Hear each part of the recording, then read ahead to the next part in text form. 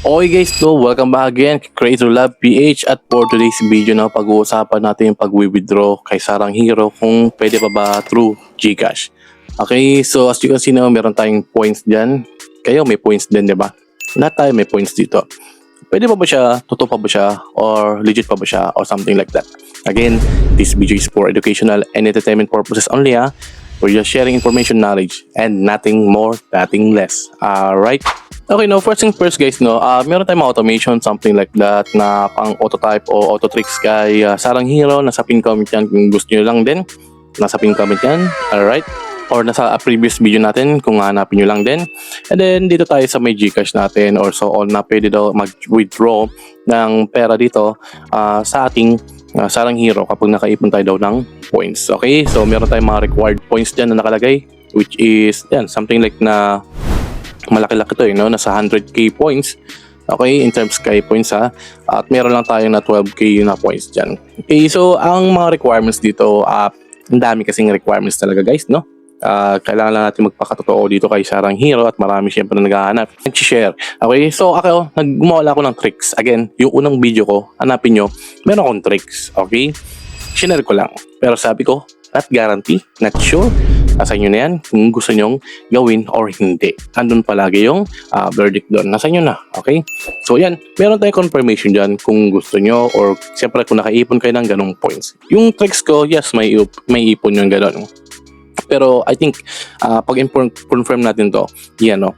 Sabi dito, make sure to follow our Facebook page and YouTube channel to get a redeem slot, leave a comment on our videos, and send us a proof via email. Okay, so again, disclaimer lang ha, this video is for educational and entertainment purposes only dito kay Creator Lab PH. Check natin kung totoo ba o hindi itong Sarang Hero kapag mag-withdraw sa GCash. So nakalagay dyan, no, number 1, no, kailangan subscribe ka sa kanilang YouTube, follow mo sila sa Facebook, and then mag-comment ka doon. Okay? So, they think na talagang i-monitor nila yan o i-check nila yung mga kanilang social media kung sino nag-comment. Okay? And then, what's the proof? Okay? Isend mo ba yung screenshot doon ng proof mo?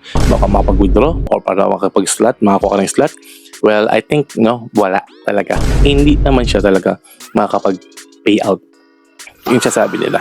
Okay, though nakalagay doon na typing jobs etc. so on and so forth, pero I think it's more on entertainment lang naman talaga itong Sarang Hero na to. And then yung parang yung typing, something like that, kung gusto mo mag-type, yung gusto mo mag-learn ng mga Korean language etc. and so on and so forth. Okay, as a web developer, parang sa tingin ko pa lang na red flag naman talaga yung pag-withdraw. Kaya ginawan ko lang ng tricks. Okay, na auto-type, for entertainment lang naman.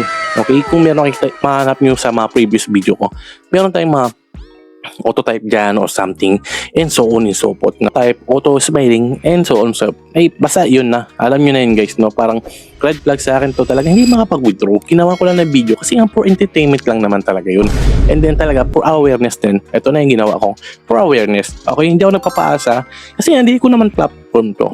Okay, ginawa ko lang tricks. Okay, so again guys, no, kung natutunan nyo yung video natin ngayon or may natutunan kayo dito sa video na to, well, kindly please like this video, subscribe to my channel, and don't forget to hit the notification bell below para lagi update kay Creator Lab PH sa mga gantong content. Okay? Next video natin, freelance stage. Wait nyo ako and see you sa next video. Salamat sa panonood. Cheers and bye-bye muna. Alright?